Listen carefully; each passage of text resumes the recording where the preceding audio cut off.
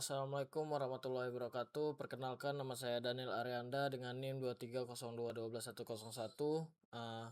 dari kelas pemrograman dan pengembangan berbasis desktop dari Prodi Pendidikan Teknologi Informasi UIN Araniri. Di video kali ini video ini saya buat untuk memenuhi UAS mata kuliah pemrograman dan pengembangan aplikasi desktop. Pada kesempatan kali ini saya akan mendemonstrasikan dan menjelaskan source code dari aplikasi yang telah saya bangun, yaitu sistem manajemen perpustakaan berbasis GUI menggunakan bahasa pemrograman Python.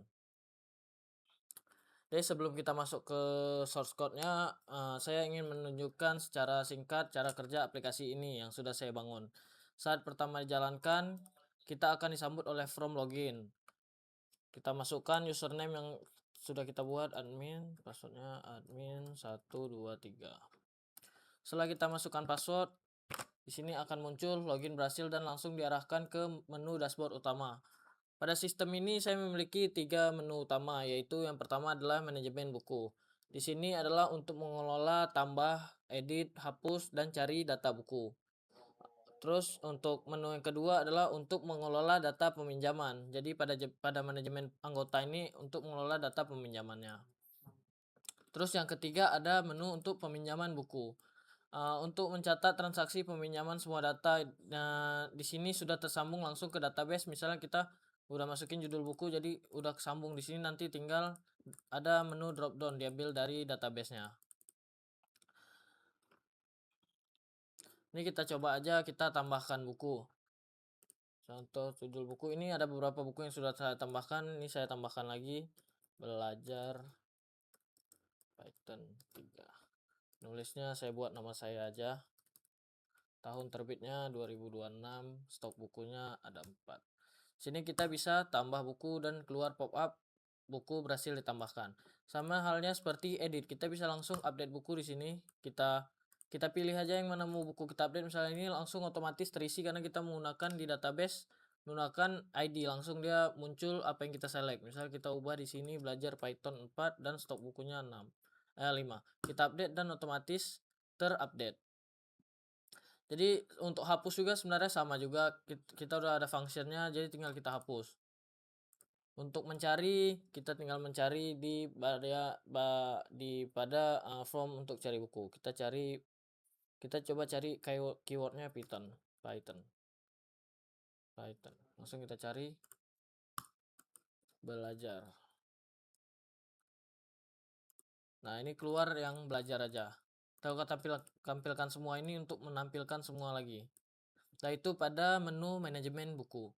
Terus selanjutnya kita masuk ke menu manajemen anggota. Di sini kita sama halnya seperti menu manajemen buku. Di sini ada terdapat CRUD dan untuk pencarian data anggota. Kita masukkan contohnya Daniel, nama saya sendiri, alamat kota alam, nomor telepon.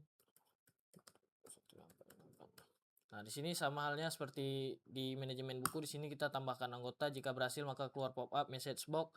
Anggota berhasil ditambahkan. Jadi kita tambah Daniel 2. Kota alam 2 dan 4545. Di sini kita tambah untuk kita mengetes function editnya. Di sini kita mencoba edit menjadi nomor HP-nya 2345678. Langsung kita update aja datanya.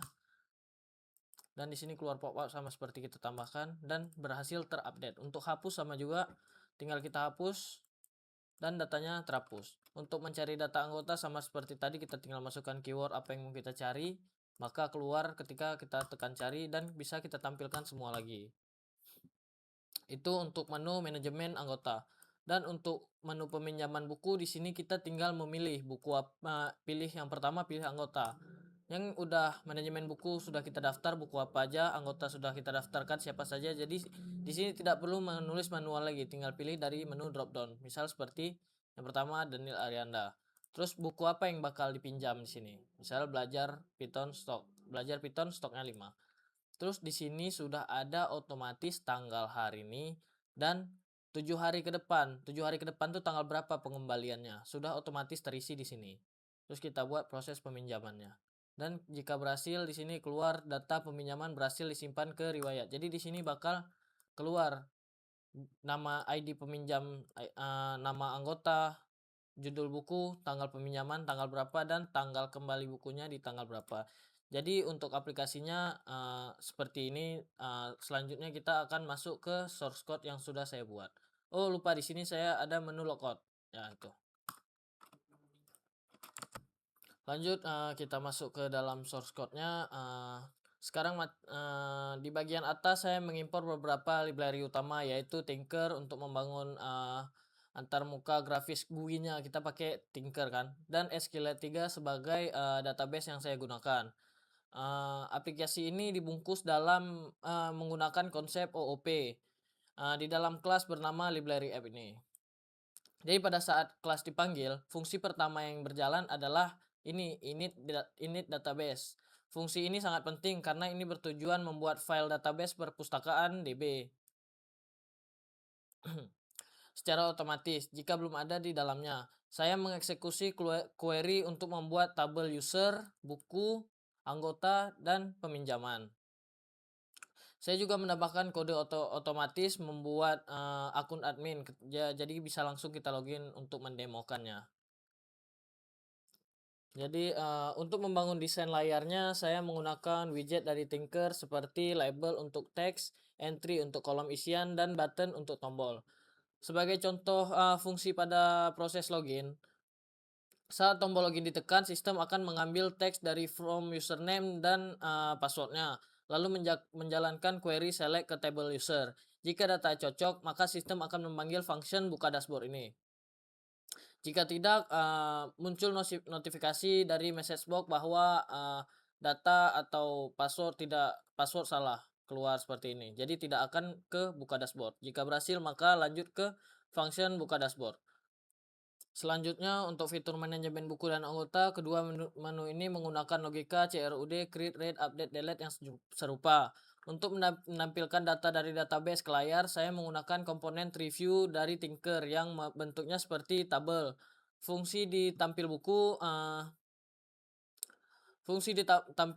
ini akan menjalankan query select bintang from buku dan memasukkan hasilnya satu persatu ke dalam tabel tersebut.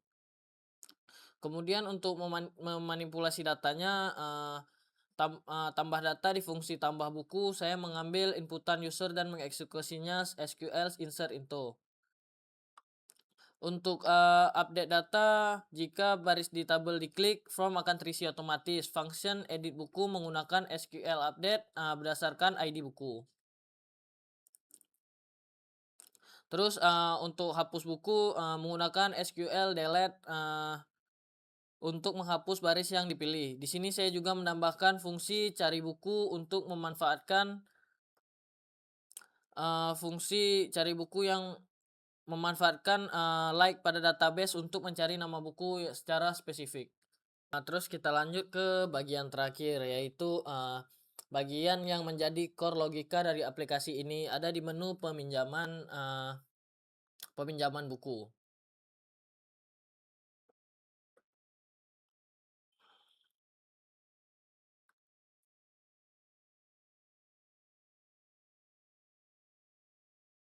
Pada from peminjaman tanggal peminjaman otomatis di set ke hari ini dan tanggal kembali otomatis di set ke 7 hari ke depan.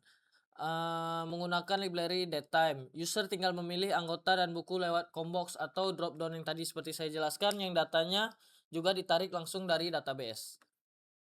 Nah, poin utama pada fungsi tampilan peminjaman, karena tabel peminjaman hanya menyimpan ID, anggota, dan ID buku, saya menggunakan perintah SQL join. Query ini menghubungkan tabel peminjaman, tabel anggota, dan tabel buku sehingga data yang ditampilkan tabel aplikasi adalah nama anggota dan judul buku secara jelas, bukan ID-nya. Ini memastikan relasi antar tabel berjalan dengan baik. Mungkin sekian penjelasan source code saya dan berdasarkan demo aplikasi yang sudah saya buat. Sekian dari saya. Jika ada kekurangan, saya mohon maaf sebesar-besarnya. Terima kasih untuk dosen yang sudah mengajarkan. Wassalamualaikum warahmatullahi wabarakatuh.